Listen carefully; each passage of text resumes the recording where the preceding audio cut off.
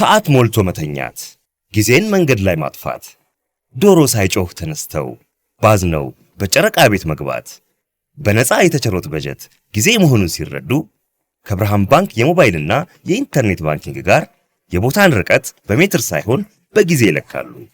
የባንክ ሂሳቦን ከማስተዳደር በተጨማሪ በስኩል ፔይ የትምህርት ቤት ክፍያ ሲከፍሉ፣ በብርሃን ኢታክስ ግብሮን ገብረው፣ በጉዞጎና ኢፍላይት አውሮፕላን ትኬት ቆርጠው ካሉበት ሳይንቀሳቀሱ ብዙ ቦታ ተገኝተው ጉዳዩን ይፈጽሙ። ብርሃን ባንክ፣ እንደ ስማችን ብርሃን ነው ስራችን። ተመልሰናል አድማጮቻችን። አራዳ ኤፍ ኤም 95.1 ላይ ትገኛላችሁ። ፉትቦል ካፌ ነው ፕሮግራሙ።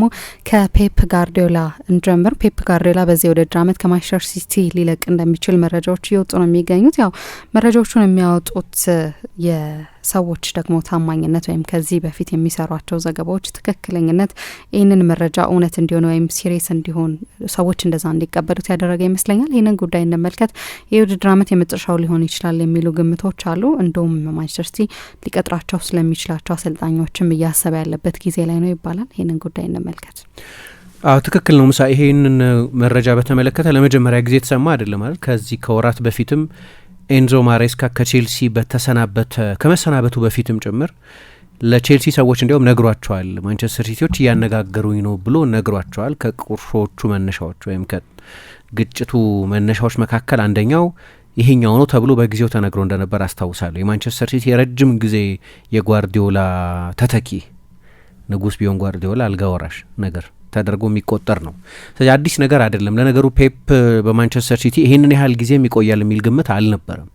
እንዲያው መጀመሪያ አካባቢ ሲመጣ የፔፕ የማሰልጠን ሜተድ የሃይ ኢንቴንሲቲ ስልጠና ስለሆነ ለእያንዳንዱ ጥቃቅን ለሚመስል ጉዳይ በሚሰጠው ከፍተኛ ትኩረት ምክንያት እና በቪዲዮ ዝግጅቱ በተተነተነ የጨዋታ ጥናቱ ምክንያት ተጫዋቾች ከ3 ዓመት በላይ ከሱ ጋር ከቆዩ ሊሰላቹ ይችላሉ የሚል አስተሳሰብ ነበር።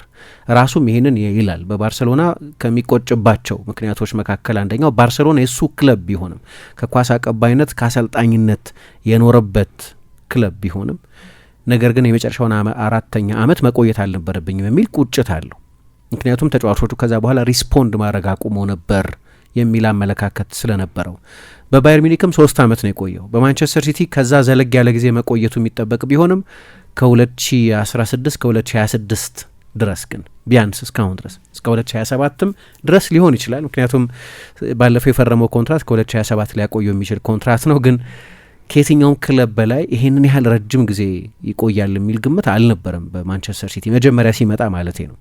በተለይ ደግሞ የእሱ የማሰልጠን ሜተድ ብዙ ጊዜ ምን ይባላል፣ ቤላ ጉትማን የቀድሞ የቤንፊካ ታላቅ አሰልጣኝ 1950ዎቹ 60ዎቹ ላይ የነበሩ በእግር ኳስ ውስጥ የዛኛው ዘመን ጆዜ ሞሪኞ የሚባሉ በጣም ኃይለኛ ተናጋሪ የሆኑ ግን የማሰልጠን ሜተዳቸውን ከጆዜ ጋር የሚያመሳሰላቸው አሰልጣኝ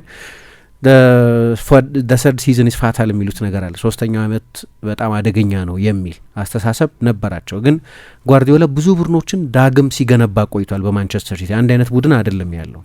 አሁን በቀደም የዛሬ ሳምንት እንዲያውም ከኤቨርተን ጨዋታ በኋላ ስንነጋገር ምሳ 7ቱ ተጫዋቾች ፕሪሚየር ሊግ አሸንፈው አያውቁም አልን። ስለዚህ አዲስ ቡድን ነው ከሞላ ጎደል። በእርግጥ ከ7ቱ መካከል በሌላ ቦታ ዋንጫ የማሸነፍ ታሪክ ያላቸው እንደ ጂያንሉዊጂ ዶናሩማ አይነት ተጫዋቾች አሉ። ቻምፒየንስ ሊግ የማሸነፍ የአውሮፓ ዋንጫ የማሸነፍ ታሪክ ያላቸው ተጫዋቾች። ከዚያ በቀር ያሉት ተጫዋቾች ግን አብዛኞቹ ወጣት ተጫዋቾች ናቸው። ስለዚህ እሱ በማንቸስተር ሲቲ ኃላፊነት ለተጨማሪ ጊዜ ቢቆይም ቢለቅም ሌላ ቡድን ሰርቶ ነው የሚለቀው። ቀጥሎ ለሚመጣው አሰልጣኝ የተዘጋጀ ቡድን፣ ጥቂት ብቻ ጭማሪዎች የሚያስፈልጉት ቡድን ትቶ ነው እየሄደ ያለው። ስንተኛ ቡድኑ ግን እንደሆነ አላውቅም። ምክንያቱም በማንቸስተር ሲቲ ሲመጣ በ2016 ሌላ ትውልድ ሌላ ስብስብ ነው የነበረው እና በየጊዜው ቡድኑን መልሶ የመገንባት ወይም ሪቢልድ የማድረግ ታሪክ ነው በማንቸስተር ሲቲ ያለው እና ይህን ያህል ጊዜ ይቆያል የሚል ግምት አልነበረም። ለጊዜው እንደ ፔፕ ካለ አልትራ ፎከስድ ከሆነ አሰልጣኝ የምትጠብቂው አይነት ትኩረት ነው ያለው። ባለፈው በነገራችን ላይ ከኤቨርተን ጨዋታ በፊት በነበረው የመጨረሻ ፕሬስ ኮንፈረንስ ላይ በዛ አርብ በድጋሚ በብዙ ቅድም ሳንጠቀስሻቸው ባሉ ጠንከር ያለ ታማኝነት ባላቸው ብዙሃን መገናኛዎችና በነዛ ብዙሃን መገናኛዎች ላይ በሚሰሩ ጋዜጠኞች የጓርዲዮላ የዚህ የውድድር ዘመን የማንቸስተር ሲቲ አሰልጣኝነት የመጨረሻው ሊሆን የሚችልበት እድል በጣም ጠንካራ ነው የሚል ዘገባ በስፋት መውጣት ጀምሮ ነበር እና ልክ እንደዚህ አይነት ዘገባ በሚወጣበት ጊዜ አሰልጣኙ በዛው ተመሳሳይ ዕለት ጋዜጣዊ መግለጫ ይሰጥ ስለነበር ጥያቄ ቀርቦለታል እና የኔ መልእክት ሁልጊዜ ተመሳሳይ ነው። አሁን 5 የፍጻሜ ጨዋታ ነው የሚቀረን። ይህንን ከኤቨርተን በኋላም ደግሞታል። 5 የፍጻሜ ጨዋታ ይቀረናል እና 5ቱንም ጨዋታዎች ማሸነፍ አለብን። ምንም ያህል ከባድ ቢሆንም ምንም ያህል በየ3 ቀኑ እንድንጫወት ብንደረግም ግን ሁሉንም የቀሩንን ጨዋታዎች ማሸነፍ አለብን። ምክንያቱም 5ቱም እንደ ፍጻሜ ናቸው። በዚህ ውድድር ዘመን ልናሳካው የምንችለው ነገር የሚወስኑ ናቸው ብሏል። ማንቸስተር ሲቲ አሁንም ለትሬብል ነው እየተጫወተ ያለው። በፕሪምየር ሊግ የነገውን ጨዋታ ከክሪስታል ፓላስ ጋር የሚደረገውን ጨዋታ የሚያሸንፍ ከሆነ ከአርሰናል ጋር የሚኖረው የነጥብ ልዩነት እንደገና ወደ 2 ይጠባል። ማለት እስከ 38ኛው ሳምንት ድረስ የፕሪምየር ሊግ ዋንጫ ፍክክር ሊዘልቅ ይችላል ማለት ነው። ማንቸስተር ሲቲ ስቲል አንድ ጨዋታ ላይ አርሰናል ቢያዳልጠው ሻምፒዮን ለመሆን የሚያስችል እድል አለው ማለት ነው። 2 ነጥብ ብቻ ነው ልዩነታቸው የሚሆነው የነገውን ጨዋታ የሚያሸንፍ ከሆነ። ቅዳሜ ዕለት የኤፍኤ ካፕ ፍጻሜ አለው፣ ከቼልሲ ጋር ይጫወታል። ቼልሲ አሁን ባለበት ሁኔታ ምክንያት የፍጻሜ ጨዋታዎች ናቸው። 90 ደቂቃ ነው። ስለዚህ እርግጠኛ ሆኖ መናገር አይቻልም። ግን ሲቲ እነሱ እንደሚሉት ኦቨርዌልሚንግ ፌቨራይት ነው። ይህንን ጨዋታ ለማሸነፍ ከፍተኛ ግምት የሚሰጠው ነው። ቼልሲ አሁን ሰሞኑን ካለበት ሁኔታ በመነሳት ግን እንዳልኩት የፍጻሜ ጨዋታ ነው። ስለዚህ ምንም ነገር ሊሆን ይችላል። 90 ደቂቃ ነው። ምንም ነገር ሊሆን ይችላል። ቼልሲ በትልልቅ ጨዋታዎች ሪስፖንድ የማድረግ ታሪክ አለው። ግን 2ቱን ዋንጫዎች የሚጨምር ከሆነ ሌላ ታሪካዊ ሲዝን አሳልፎ ነው ከለቀቀም የሚለቀው። ባይለቅም ግን ደብል ዊነርም ቢሆን የኤፍኤ ካፕና የሊግ ካፕ ዋንጫን ቢያሸንፍ ስኬታማ የውድድር ዘመን ሊባል የሚችል የፕሪሚየር ሊግ ዋንጫ ፍክክር ላይ እስከ መጨረሻው ትራንዚሽናል ሲዝን እየተባለ ብዙ አዳዲስ ተጫዋቾች ተጨምረውበትም ጭምር ብዙ የሲቲ ታላላቅ ተጫዋቾች ለቀው የሽግግር ወቅት በመሰለበትም ጊዜ እንደገና ታይትል ኮንቴንደር አድርጎታል ቡድኑ። ግን ለጊዜው ሰውየው ፎከሱ ቀጣዩ ጨዋታ ላይ ነው ይል ነበር። ከኤቨርተን ጨዋታ በኋላ ዳሜጂንግ ይመስል ነበር ያ ጨዋታ ላይ 2 ነጥብ መጣላቸው በዋንጫ ፍክክር ውስጥ። ግን ብሬንፎርድ ላይ ነው ትኩረቱ የነበረው እና ብሬንፎርድን ከጥሩ ፐርፎርማንስ ጋር አሸንፈዋል። 2 አጋማሽ ላይ ባስቆጠሯቸው ጎሎች። ግን ይሄ የጓርዲዮላ የወቅቱ ትኩረት እንጂ ስለ ዘለቄታው የሚናገረው ነገር የለም። ስለ ወደፊቱ ዲስከስ የማድረግ ፍላጎት የለውም። በማንቸስተር ሲቲ ሁሉንም ነገር ያሸነፈ አሰልጣኝ ነው። ሁሉንም ዋንጫዎች ያሸነፈ አሰልጣኝ ነው። በነገራችን ላይ ቅዳሜ ዕለት ኤፍኤ ካፕን ድል የሚያደርግ ከሆነ 20ኛ ዋንጫው ይሆናል ማለት ነው። 20 ዋንጫዎች አሸንፏል በ10 ዓመት ውስጥ በአቬሬጅ በእያንዳንዱ ዓመት 2 ዋንጫ ማለት ነው። ግን በድጋሚ እንዳልኩት ያ ሩመር ግን አለ። የፔፕ የመጨረሻው ሲዝን ሊሆን ይችላል የሚል ብዙ ትኩረት የሚስቡ ዘገባዎች፣ ብዙ አርቲክሎች ሲጻፉ ታያለች። እኔ ፔፕ በፈለገው ጊዜ ነው የሚለቀው። በማንቸስተር ሲቲ በቃኝ ባለ ጊዜ ነው የሚለቀው። የሚገርም ኮንትራት ነው ያለው። በአመት 24 ሚሊዮን ዩሮ ነው ጓርዲዮላ የሚከፈለው። በሲቲ ሴንተር ላይ በከተማው በማንቸስተር ከተማ መሀል ላይ ከተማውን በሙሉ ማየት የሚያስችል ክለቡ የገነባለት ቅንጡ አፓርትመንት ውስጥ ነው የሚኖረው እና ከፈለገ ለተጨማሪ አመታት ቢቆይ የሲቲ የመጀመሪያ ምርጫ አዝሎንጋስ ፔፕ ፍቃደኛ ሆኖ እስከ ቆየ ድረስ ማቆየት ነው። ምንም ጥያቄ የለውም። በገበያው ላይ ከፔፕ የሚሻል ምናልባት በታሪክም ከፔፕ የሚሻል አሰልጣኝ ማሰብ ለማንቸስተር ሲቲ ፍጹም የሚቻል አይደለም እና ፔፕ የፔፕን ቆይታ የሚወስነው ኮንትራት አይደለም፣ የፔፕ ፍቃደኝነት ነው የሚወስነው። አሁን አቆማለሁ ካለ ወይም እለቃለሁ ካለ የእሱን ውሳኔ ማክበራቸው አይቀርም። ፕሬሸር የሚያደርጉት አይመስለኝም። እስካሁንም ድረስ የሆነው ልክ እንደዚህ ሆነ። ያው ፔፕ እንደምታውቂው ኢሞሽናል ሰው ነው። ኢሞሽናል ውሳኔዎች ሊወስን ይችላል። ግን እስካሁን ባለፈው የውድድር ዘመን በነገራችን ላይ ስሜታዊ ውሳኔ ነው የነበረው። ኮንትራት የፈረመበትን ወቅት ልብ ብለሽ እንደሆን ማንቸስተር ሲቲ በጣም በከፋ ሁኔታ ውስጥ በነበረበት ጊዜ ኢምፓየር መፍረስ ይመስል በነበረበት ጊዜ በ12 ጨዋታ 9 ጨዋታ በተሸነፉ ሰሞን ከሁሉም ውድድሮች በጊዜ እየወጡ በነበረበት ሰሞን አዲስ ኮንትራት የፈረመው ለእኔ ሲምቦሊክ ነው ይሄ። በዛ በጣም አስቸጋሪ በሆነ ጊዜ የመጀመሪያው የአደጋ ምልክት እንደታየ ለቆ መሄድ ይችል ነበር። ያኔ ሳይሆን ግን ሲዝኑ መጨረሻ ላይ ያኔ ነው ለሲቲ ያለው ሎያሊቲ ያሳየው። ያኔ ነው ኮንትራት የፈረመው። ኮንትራት የፈረመበትም ጊዜ አይ ቲንክ ከማንቸስተር ሲቲ ጋር ያለውን በጣም ጥብቅና ስሜታዊ ትስስር የሚያሳይ ነው። አንድ ሰው ለነገሩ በኃላፊነት ይሄንን ያህል ረጅም ጊዜ ከቆየ በኋላ ከዛ ክለብ ጋር ያለው ግንኙነት ትራንዛክሽናል መሆኑ ያበቃል። የቀጣሪና ተቀጣሪ የአሰልጣኝና የክለብ ግንኙነት መሆኑ ያበቃል እና ስሜታዊ ይሆናል የበለጠ ከክለቡ ጋር፣ ከኢንስቲትዩሽኑ ጋር፣ ከደጋፊዎቹ ጋር፣ ከተጫዋቾቹ ጋር፣ ከማንቸስተር ሲቲ ጋር እንደ ኢንቲቲ ያለው ግንኙነት በጣም ጥብቅ ይሆናል። ስለዚህ የሆነ ጊዜ በቃ አሁን አሌክስ ፈርጉሰን ማንቸስተር ዩናይትድ ክለባቸው ብቻ አይደለም ብዙ ጊዜ ልክ እንደዚህ አይነት አሰልጣኞች ምን ይላሉ? ልክ እንደ ልጃችን ማየት እንጀምራለን ክለቡን ይላሉ። ስለዚህ የሚወስኑት ውሳኔ በሙሉ ለልጃቸው እንደሚያደርጉት አይነት በጣም ስሜታዊ ቦንድ ያለው ውሳኔ ነው የሚያደርጉት። ስለዚህ አንድ አባት በአስቸጋሪ ጊዜ ልጁን ትቶት ዞር እንደማይል ማንቸስተር ሲቲንም በዛ ጊዜ ትቶ ዞር ማለት አልፈለግም። አሁን ይህንን መጨረሻ ላይ ወደ ምን ተወስዶ ያለው ወደ ኢሞሽናል ውሳኔ ነው። ተገቢ ኢሞሽን ነው፣ ግን ከዛ ክለብ ጋር ያለው ግንኙነት አሁን ከአሰልጣኝና ክለብ ከቀጣሪና ተቀጣሪ ያለፈ ስሜታዊ ትስስር ነው ያለው። ለሲቲም ሜቢ ከዚህ በኋላ አላቅም ሁኔታ አሰልጣኝ እንደሚመጣ፣ ግን ማንም የማይደርስበት የስኬት ታሪክ ጽፎ ነው እየሄደ ያለው። ለሚመጣው አሰልጣኝ ሸክሙ በጣም ከባድ ነው። የፔፕ ተከታይ መሆን በጣም አስቸጋሪ ነው። ግን የሆነ ቀን ይመጣል፣ ዘንድሮ ይሁን ወይም በሚቀጥለው የውድድር ዘመን ብቻ በአጭር ጊዜ ጓርዲዮላ ይለቃል። ባለፈው የውድድር ዘመን ሊለቅ እንደነበር ራሱ ተናግሯል። ብዙ ጊዜም ሊለቅ ያሰበባቸው ወቅቶች ነበሩ። ይህንን ያህል በኃላፊነት የመቆየት እቅድ መጀመሪያ በ2016 ወደ ማንቸስተር ሲቲ በመጣበት ጊዜ የነበረው አይመስለኝም። እሱም ካሰበው በላይ ይመስለኛል የቆዩ። አሁን ይሄ የታብሎይዶች ሩመር ቢሆንም ትዳሩ ላይ ሳይቀር ችግር የፈጠረ ነው።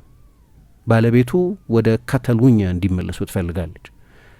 እሱ ለሲቲ ምን ለስራውም ባለው ፍቅር የተነሳ አሁን ላበቃ ነው ካለ በኋላ ተጨማሪ አዲስ የ2 ዓመት ኮንትራት ይፈርማል እና በዚህ ታክታለች፣ እሷ ተሰላሽታለች። በቃ የእኛስ የግል ህይወት የሚል እምነት አላት እና አብራው ነበር የምትኖሩ በማንቸስተር ከተማ። ከዛ ተመልሳ ትልቅ የፋሽን ሰው ነች። እሷም ወደ ባርሰሎና የተመለሰችው ለረጅም ጊዜ የነበራት ጥያቄ ነው። አሁን አሰልጣኞች ልክ እንደዚህ ይሆናሉ። ሌሎች ትልልቅ አሰልጣኞች እስከ 55 ዓመቴ ብቻ ነው ማሰለጥ ነው ከዛ በኋላ ብለው ቃል ይገባሉ ለባለቤቶቻቸው። ግን ስራው የሆነ ወልፍ የሚያስይዝ አይነት ነው። ስለዚህ ሰዎቹ በኃላፊነት ረጅም ጊዜ ሲቆዩ እናያለን። ፔፕ እንደዛ ነው እየሆነ ያለው። ግን የአምናው የመጨረሻው ኮንትራቱ ግን ኢሞሽናል ኮንትራት ይመስለኛል። በፈለገው ጊዜ ግን መልቀቅ የሚችል እና ያ ኢንታይትልመንትም ያለው አሰልጣኝ ነው። በወደደው ጊዜ ያ የስራ ታሪኩ በማንቸስተር ሲቲ የጻፈው የስኬት ታሪክ እሱ በቃ ባለ ጊዜ እንዲበቃ ማድረግ የሚያስችል ነው። መቼም ቢሆን በሲቲ ውሳኔ አይሆንም። ሲቲ ያንን እድል ይሰጠዋል ማለት ነው። ያንን የሌጀንደሪ ስታተስ ይሰጠዋል ለሌሎች ትልልቅ አሰልጣኞች እንደሚሰጠው አይነት። ግን ዞሮ ዞሮ ፔፕ ዘንድሮ ይሁን በሚቀጥለው ዓመት መልቀቁ ስለማይቀር ሲቲ ለረጅም ጊዜ ስለሱ ተተኪ ሲያስብ ቆይቷልና ብዙ ጊዜ እየሰማን ያለነው ስም የኤንዞ ማሬስካን ስም ነው። እንግዲህ ማሬስካ ሲቲን በሚገባ የሚያውቅ ነው። በ2022-23 የውድድር ዘመን የጓርዲዮላ ረዳት ነበር። ትሬብል ባሳኩበት ምናልባት በማንቸስተር ሲቲ ታሪክ የምንጊዜ ምርጡ ሲዝን በስኬት በዚያ የውድድር ዘመን የፔፕ ጓርዲዮላ ረዳት አሰልጣኝና በቡድኑ ታክቲካዊ ዝግጅቶች ላይ ከፍተኛ ተጽዕኖ የነበረው አሰልጣኝ ነው። ከዛ በፊት ወደ ፓርማ ከመሄዱ አስቀድሞ ማለት ነው ለ2 ዓመት የማንቸስተር ሲቲ ከ23 ዓመት በታች ቡድን የነበረ እንደ ሮሜዮ ላቬያ፣ ኮል ፓልመር እና ሊያም ዴላፕ አይነት ተጫዋቾችን ያጎለበተ፣ አሁን ሁሉም ቼልሲ ውስጥ የሉም፣ ማነው ሲቲ ውስጥ የሉም፣ ግን ብዙ ገንዘብ ያገኙባቸው ናቸው አንዳንዶቹ ዝውውሮች። እንደዚህ አይነት ተጫዋቾችን ያጎለበተ የሲቲ ፈርኒቸር ውስጥ የክለቡ ስትራክቸር ውስጥ ረጅም ጊዜ የቆየ የማንቸስተር ሲቲን ከባቢ የሚያውቅ የስራ ሜተዱን በሚገባ የሚገነዘብና እንዴት እንደሆነ ባላቅም ግን ከሁጎ ቫያና ጋር የቅርብ ትውውቅ ያለው ነው። እንዴት እንደሆነ ባላውቅም ያልኩት በእርግጥ በጠቅላላው ህይወት ያገናኛቸው ይሆናል፣ ግን አብረው አልተጫወቱም፣ በአንድ ክለብ ውስጥም አብረው አልሰሩም፣ ግን ጥሩ ትውውቅ አላቸው ይላሉ። እና ወደ ሌስተር ከሄደ በኋላ ከማንቸስተር ሲቲ ምክትል አሰልጣኝነት በመጀመሪያው የውድድር ዘመን ነው ሌስተር ሲቲን ወደ ፕሪሚየር ሊግ የመለሰው። አሁን ሌስተር ሲቲ ያለበትን ሁኔታ ስታይ ወደ 3ኛ ዲቪዚዮን ወርዷል፣ ወደ ሊግ 1 ወርዷል። የዛሬ 10 ዓመት የፕሪሚየር ሊግ ሻምፒዮን የነበረ ቡድን ከሱ መልቀቅ በኋላ ችግሮቹ በሙሉ ከፍተው በመጀመሪያው የውድድር ዘመን መልሰው ወረዱ ወደ ቻምፒዮንሺፕ። በቻምፒዮንሺፕ ደግሞ እንደገና ወደ ሊግ 1 ወደ 3ኛ ዲቪዚዮን የወረዱበትን ሲዝን አሳለፉ። ግን በመጀመሪያው ሲዝን በጣም ግሩም እግር ኳስ ተጫወተው። ሁልጊዜ ሌስተር ደጋፊዎች ያንን አጫወት ያንን የበለጠ ትዕግስት የሚጠይቀ ፖሴሽን እግር ኳስ ወደውታል ለማለት ቢያስቸግርም ግን በጣም ስኬታማ የመጀመሪያ የሙሉ ጊዜ አሰልጣኝነት ነው በእንግሊዝ በፓርማ ለጥቂት ወራት ከሰራበት ኃላፊነት ውጪ ማለት ነው። ወደ ፕሪሚየር ሊግ አምጥቷቸዋል። ከዛ ወዲያው ነው የቼልሲ ኃላፊነትን የተረከበው። ከሱ መልቀቅ በኋላ ሌስተር ስንት ይወርዷል ማለት ነው? 2 ጊዜ ወርዷል ማለት ነው። ከዛ የቼልሲ አሰልጣኝ ሆነ። የቼልሲ ኃላፊነቱን ከአብራሞቪች ቼልሲን መሸጥ በኋላ ስኬታማው የውድድር ዘመን ሊያስብለው የሚችል አይነት ሲዝን ያሳለፈው። ምክንያቱም ባለፈው የውድድር ዘመን በፕሪሚየር ሊግ ታሪክ በእድሜ ትንሹን ስኳድ ይዞ ምንም ያህል ብዙ ገንዘብ ይወጣባቸው፣ ምንም ያህል ረጅም ኮንትራት ይኑራቸው፣ ምንም ያህል ደሞዝ ይከፈላቸው፣ ግን የፕሪሚየር ሊግ በታሪኩ በእድሜው ትንሹ ስብስብ ነው የነበረው። ያንን ቡድን ይዞ የቻምፒየንስ ሊግ ተሳታፊ ነበር። በዛው ተመሳሳይ የውድድር ዘመን የኮንፈረንስ ሊግ አሸናፊ ሆኗል። በዛው ተመሳሳይ የውድድር ዘመን በተለይ በፍጻሜው ጨዋታ በጣም አስደናቂ በሆነ ብልጫ ፔዥን ይህንን በድጋሚ ለሁለተኛ ተከታታይ ውድድር ዘመን ለቻምፒየንስ ሊግ ፋይናል የደረሰ በድጋሚ ለሁለተኛ ተከታታይ ውድድር ዘመን የቻምፒየንስ ሊግ ዋንጫ ለማሸነፍ ከቀናት በኋላ ከአርሰናል ጋር የሚጫወተውን ፔዥን በመጀመሪያ አጋማሽ በተለይ ከነበረ በጣም የሚገርም ብልጫ ጋር የዓለም የክለቦች ዋንጫ አሸንፏል። በዚህ ውድድር ዘመንም በሆኑ ወቅቶች ላይ ቡድኑን ወደ ፕሪሚየር ሊግ ዋንጫ ተፎካካሪነት ኤሊቬት የሚያደርገው ይመስል ነበር። የተሰናበተው በውጤት አይደለም። በእርግጥ እሱ በተሰናበተበት ጊዜ ቼልሲ ከ7 ጨዋታ 2 ነው 1 ጨዋታ ነው ያሸነፈው። ስለዚህ በዛ ሰሞን የቼልሲ ብቃት ጥሩ አልነበረም። በጠቅላላው ግን ዲዛስትረስ የሆነ ሲዝን እያሳለፈ ግን አልነበረም። ለቻምፒየንስ ሊግ ተሳትፎ የሚያሰጋ ሁኔታ ውስጥ ቢያንስ አልነበረም። በዛ ሰሞን የተሰናበተውን በውጤት አይደለም፣ ከክለቡ አለቆች ጋር በአንዳንድ ፋንዳሜንታል በሆኑ ጉዳዮች ላይ በነበረው ልዩነት ምክንያት ነው። በኋላ ስለ አሎንሶ እናነሳው ይሆናል። አሎንሶ እንዲህ አይነት ዝም ብሎ የእሺ ሰው ይሆናል ወይ? የተባለውን ሁሉ ብቻ የሚቀበል ሰው ይሆናል ወይ? የቼልሲ አሰልጣኝ የሚሆን ከሆነ ወይስ ለቼልሲ አሰልጣኝነት እንቅፋት የሚሆነው አንደኛው ነገር እሱ ነው ወይ? ለእንደ ትልልቅ አሰልጣኞች ደህና ስም ላላቸው ደህና ስም እየገነቡ ላሉ አሰልጣኞች የሚሆን ኢንቫይሮንመንት ነው ወይ? ሌላ ክርክር ነው። ለማንኛውም ማሬስካ ትራክ ሬከርዱ ያው ጓርዲዮላ ለመተካት የሚያበቃ ሲቪ ያለው አሰልጣኝ የለም እኮ ግን አንቼሎቲ ምናምን ካላመጣሽ በስተቀር አይደለም። ግን በአንቼሎቲም ቢሆን በቮሊዩም ከሆነ የጓርዲዮላን ያህል የላቸውም። ስኬት 40 ዋንጫ ነው ያሸነፈው በጠቅላላ።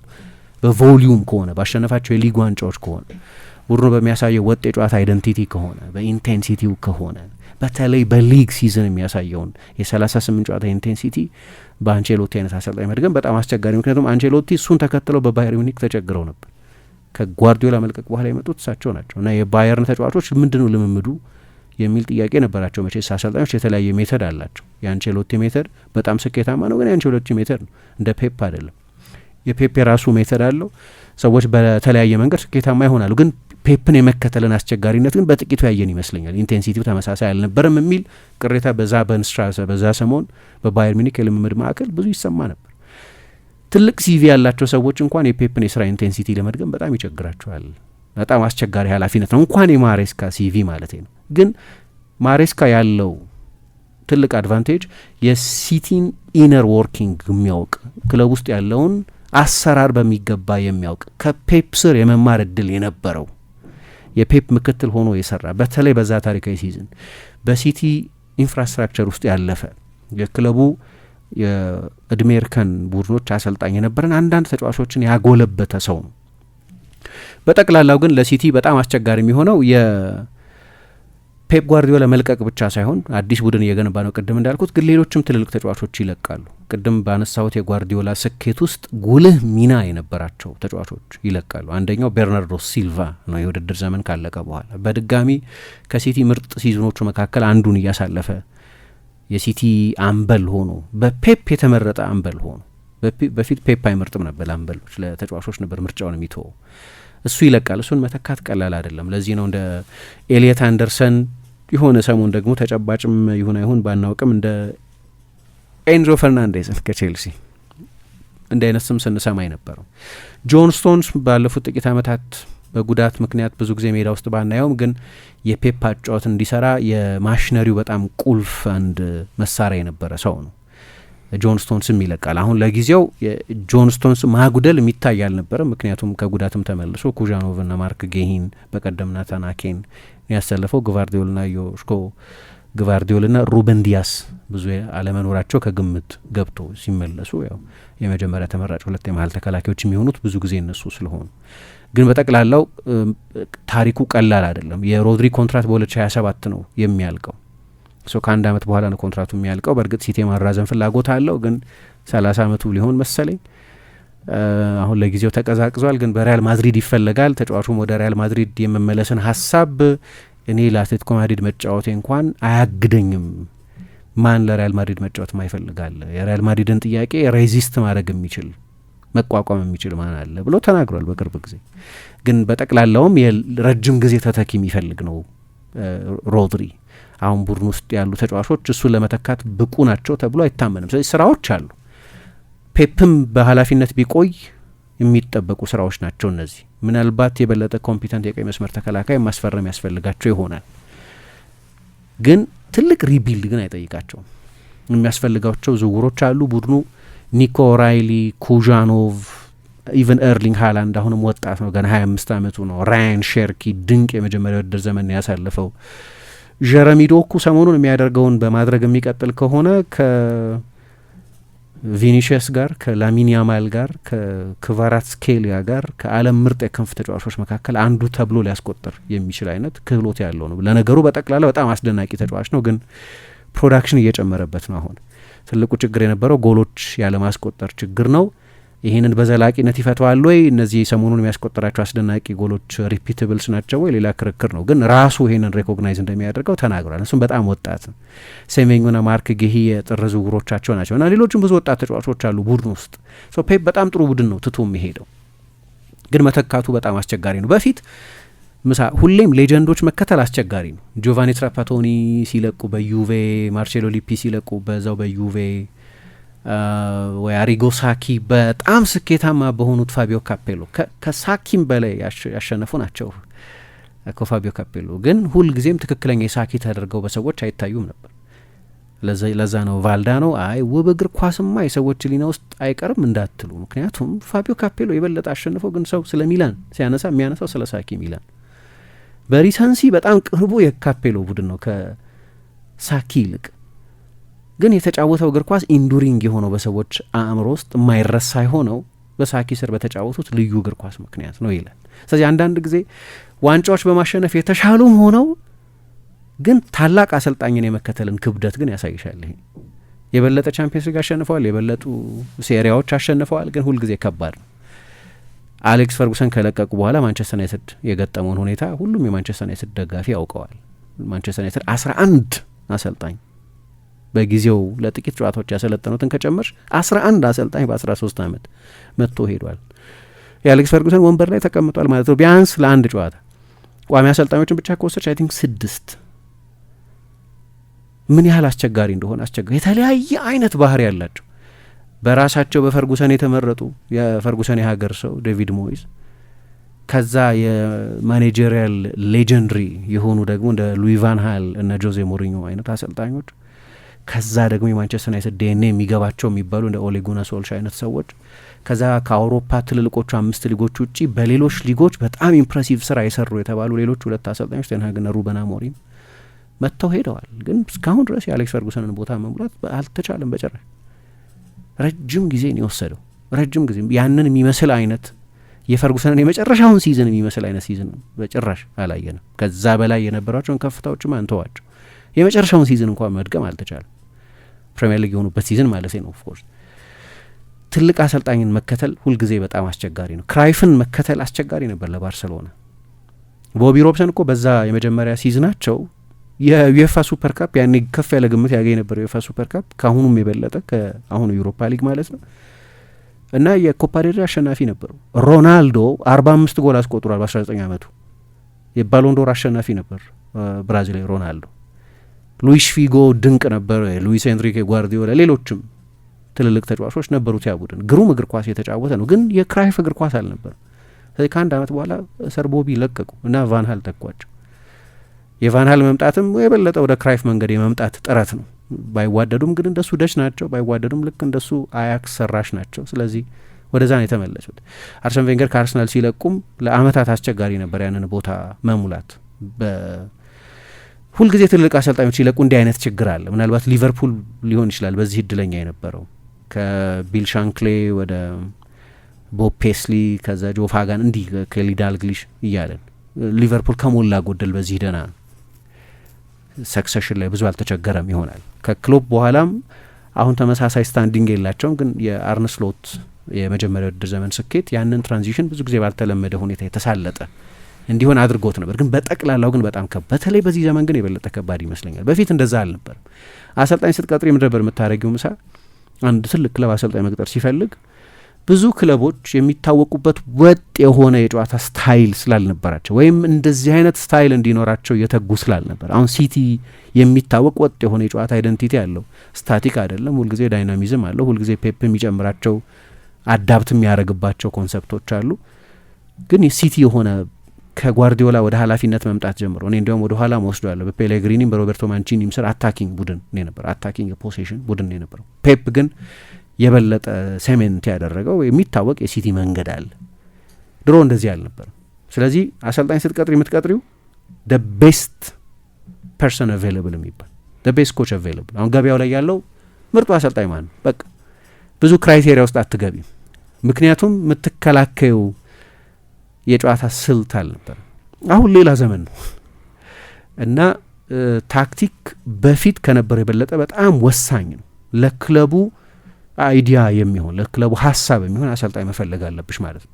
የፔፕ ደግሞ የበለጠ ጥብቅ ነው። ምክንያቱም ፔፕ ፌራን ሶሪያኖ እና ቺኪ ቤጌሪስታይን ከተቀጠሩበት ቅጥር ጀምሮ ከባርሴሎና ከመጡበት ጊዜ ጀምሮ የማንቸስተር ሲቲ ግብ የነበረው ለጓርዲዮላ የሚሆን ቡድን ለመስራት ነው። ሁለቱ ሰዎች 2011-2012 አካባቢ ነው የመጡት። ፔፕ ያኔ የባርሴሎና የመጨረሻ ሲዝኑን እያሳለፈ ነው። ከዛ አንድ ተጨማሪ አመት ሳባቲካል አንድ አመት ረፍት ወስዶ ነበር። ከዛ 3 አመት ባየርን አሰልጥኗል። የረጅም ጊዜ ግብ ነበር፣ ግን የሲቲ የረጅም ጊዜ አላማ ነበር። ሁለቱን ዳይሬክተሮች አንዱን ሲኢኦ አንዱን የስፖርት ዳይሬክተር አመጡ።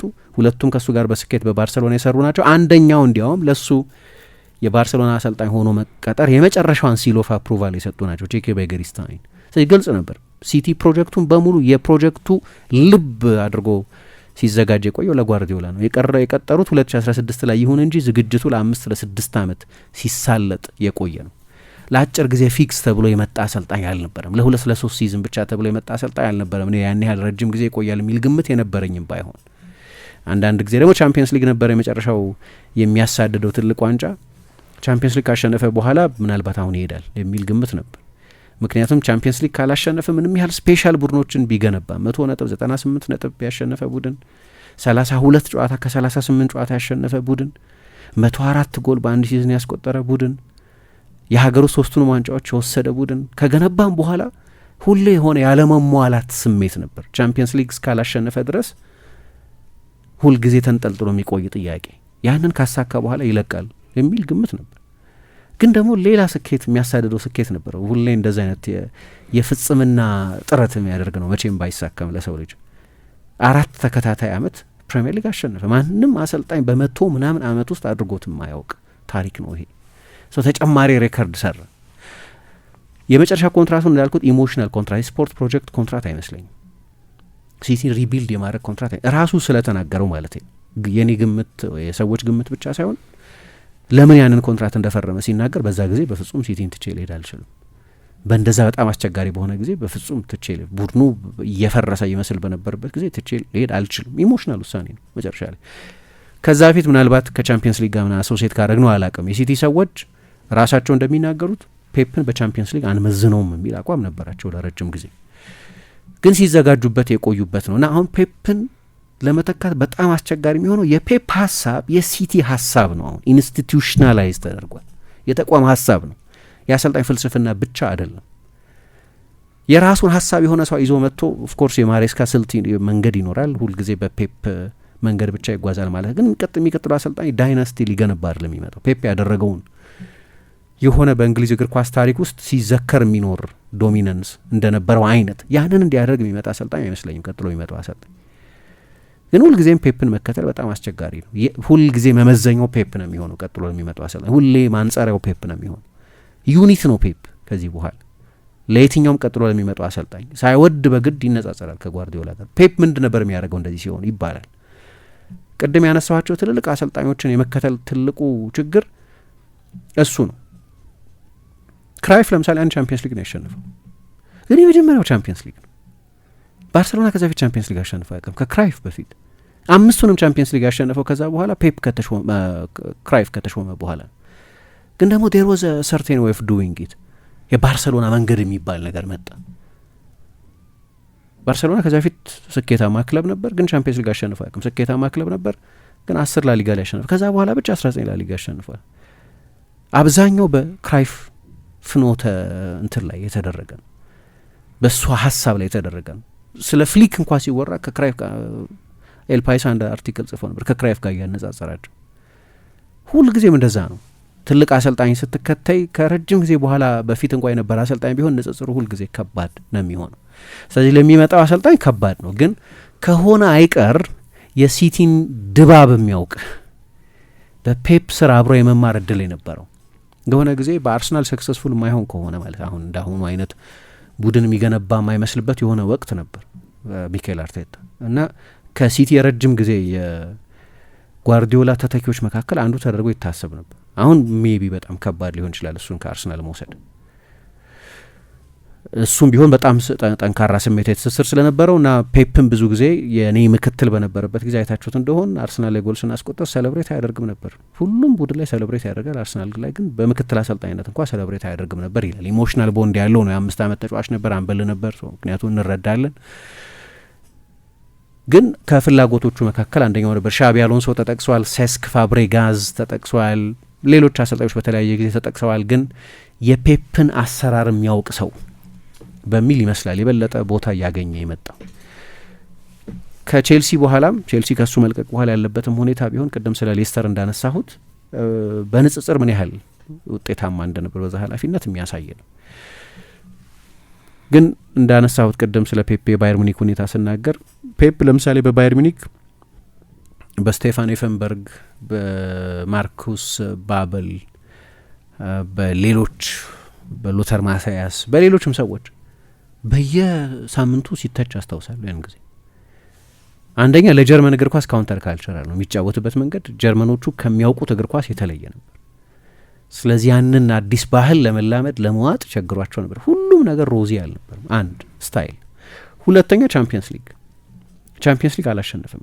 ግማሽ ፍጻሜ ደርሷል በሶስቱም ሲዝኖች። ግን አንድ ጊዜ በባርሴሎና፣ አንድ ጊዜ በሪያል ማድሪድ፣ አንድ ጊዜ በአትሌቲኮ ማድሪድ ተሸንፎ በሶስቱም የስፔን ቡድኖች በሱ ሀገር ቡድኖች ተሸንፎ ለፍጻሜ አላለፈም እና በዛ ምክንያት አንዴ በሪያል ማድሪድ 4-0 አንዴ በባርሴሎና 3-0 ተሸንፎ ስለነበር የተሸነፈበትም ባህሪ በጣም የሚደንቅ ቡድን የገነባም ቢሆን እና በዛ ጊዜ ከቀጣዩ ቡድን ጋር የ3 ዓመቱን አቬሬጅ ልዩነት ካይሽ ከ15-25 ነጥብ ባለው ልዩነት ሻምፒዮን የሆነ የነበረ ቡድን የገነባም ቢሆን ግን ሁልጊዜ በቃ ተጠራጣሪዎች ነበሩበት። የስራውን ክብደት የምታውቂው ግን አንቼሎቲ ኃላፊነቱን በተረከቡበት ጊዜ ነው።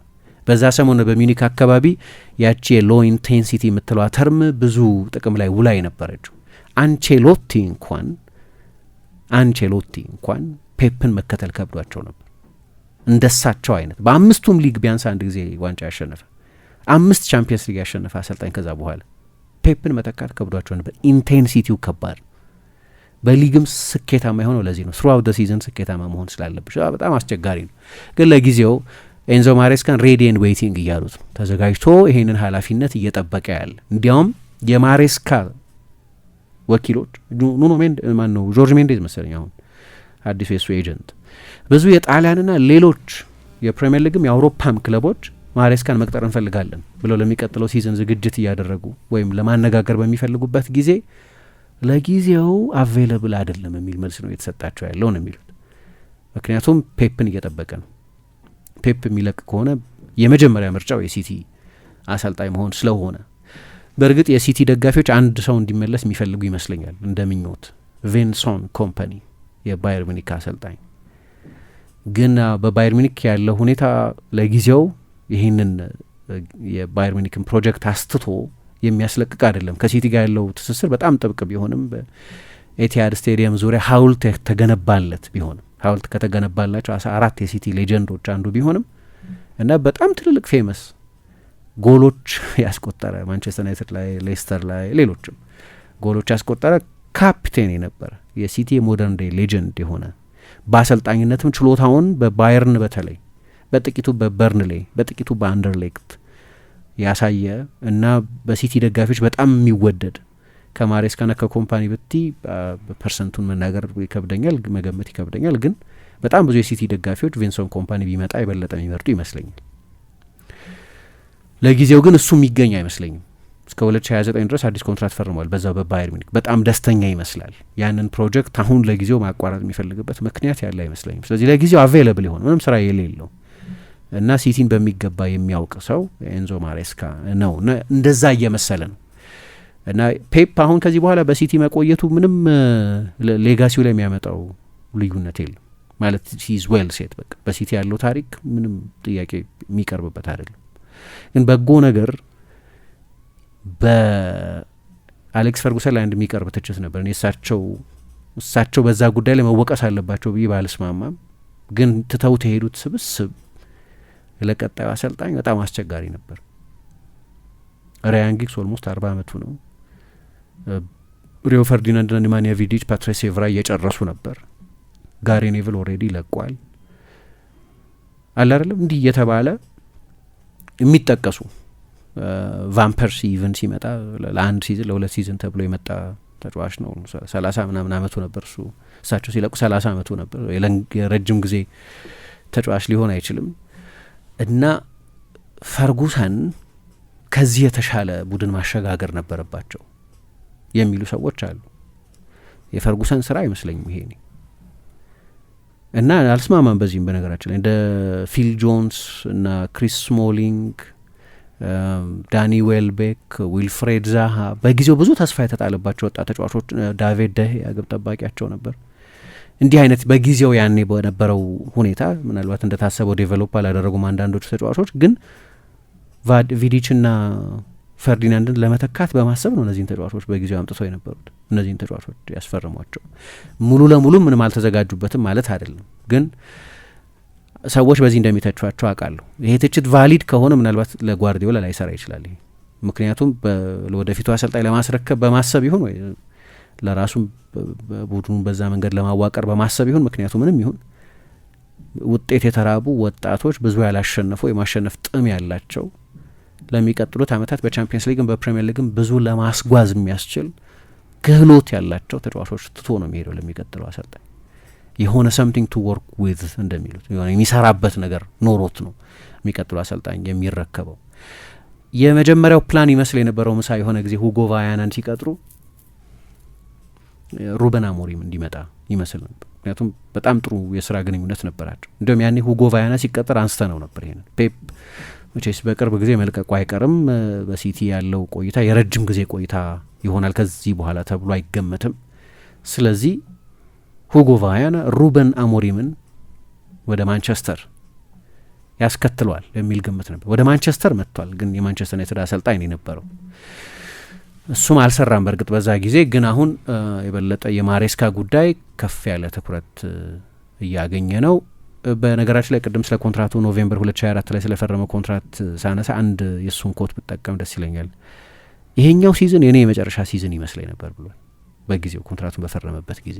ግን ባለፈው ወር ያጋጠመን ችግር አለ ኖቬምበር ከዛ በፊት ኦክቶበር ለአንድ ወር አካባቢ ያጋጠመን ችግር ክለቡን አሁን በዚህ ጊዜ ትቼ ቢሄድ የህሊና ጸጸት የሚያስከትል አይነት ስለሚሆንብኝ ምክንያት እሱን አሲምፕል አዛት ብሎ ነው የመለሰ። በዚህ ጊዜ ሲቲን ትቼ ሊሄድ ስለማልችል ነው ኮንትራቴን ያራዘምኩት ብሏል። የ2023/24 የውድድር ዘመን የፕሪሚየር ሊግ ሻምፒዮን ከሆኑ በኋላ የነበረው ፕሬስ ኮንፈረንስ ላይ ኦኬ የአንድ አመት ኮንትራት አለኝ ግን እኔ እንጃ ምናምን ይል ነበር እና ከዛ በኋላ በቅርብ ጊዜ ምን ያደረግ ነበር? አይ 2027 ድረስ ኮንትራት አለኝ እያለ ይመልስ ነበር። በቅርብ ጊዜ ግን እንደዛ ግልጽ ያሉ መልሶች አይደለም እየሰጠ ያለው። የበለጠ አንቢጋ አሁን በቃ የሚቀጥለው ጨዋታ ላይ ነው ማተኮር የምፈልገው፣ ብሬንፎርድ ላይ ነው ማተኮር የምፈልገው፣ ምናልባት አሁን ቢጠየቅ ክሪስታል ፓላስ ላይ ነው ማተኮር፣ ከዛ ቼልሲ ላይ ማተኮር፣ እነዚህ 4-5 ፍጻሜዎች ላይ ነው ማተኮር የምፈልገው። ያንን ጥያቄ ኢንተርቴንም የማድረግ ፍላጎት የለውም ለጊዜው። ግን እሱን መተካት ምንም ጥያቄ የለውም። ሞይስ ፈርጉሰንን ተክተው 34 የሊግ ጨዋታና 6 ወር 7 ወር ብቻ ነው በኃላፊነት የቆዩት። የ6 አመት ኮንትራት ነበር የፈረሙት እና ኮንትሮል ማድረግ በጣም አስቸጋሪ ነበር ለሳቸው በዚያ ጊዜ። ጥሩ አሰልጣኝ ናቸው። ከዛ በኋላም እስካሁን ድረስ ጥሩ አሰልጣኝ መሆናቸውን እያየን ነው። ግን ፈርጉሰንን መከተል ከጥሩ አሰልጣኝ በላይ መሆንም ይጠይቃል እና እንዲህ አይነት ፈተና ነው ሲቲ ያለበት። በተለይ ደግሞ በጣም ጠንካራ አይዲዮሎጂም ስላለው ፈርጉሰን አሁን አዳፕተብል አሰልጣኝ የነበሩት 6 የተለያየ 7 የተለያየ ቡድን ሰርተው ቢሆን በነዛ 27 ዓመታት 7ቱም የተለያየ አይነት ባህሪ የነበራቸው ቡድኖች ናቸው። ፔፕ ከሞላ ጎደል ወጥ የሆነ በመጠኑ ኢተሬሽንስ አሉት፣ አዳፕቴሽንስ አሉት፣ ግን ከሞላ ጎደል ወጥ የሆነ ቡድን የመስራት ታሪክ ያለው አሰልጣኝ ነውና ለዛ ነው የእሱ ሀሳብ ኢንስቲትዩሽናላይዝድ ሆኗል። ጌጅ ነው፣ አሁን መለኪያ ነው ቀጥሎ ለሚመጣው አሰልጣኝ የሚባልበት እምልበት ምክንያት እና ለጊዜው ግን የብዙ ሲሰማ ሲጠቀስ የምንሰማው የማሬስካን ስም ነው። ሰዓት ሞልቶ መተኛት፣ ጊዜን መንገድ ላይ ማጥፋት፣ ዶሮ ሳይጮህ ተነስተው ባዝነው በጨረቃ ቤት መግባት፣ በነፃ የተቸሮት በጀት ጊዜ መሆኑን ሲረዱ ከብርሃን ባንክ የሞባይልና የኢንተርኔት ባንኪንግ ጋር የቦታን ርቀት በሜትር ሳይሆን በጊዜ ይለካሉ። የባንክ ሂሳቦን ከማስተዳደር በተጨማሪ በስኩል ፔይ የትምህርት ቤት ክፍያ ሲከፍሉ፣ በብርሃን ኢታክስ ግብሮን ገብረው፣ በጉዞጎና ኢፍላይት አውሮፕላን ትኬት ቆርጠው ካሉበት ሳይንቀሳቀሱ ብዙ ቦታ ተገኝተው ጉዳዩን ይፈጽሙ። ብርሃን ባንክ፣ እንደ ስማችን ብርሃን ነው ስራችን።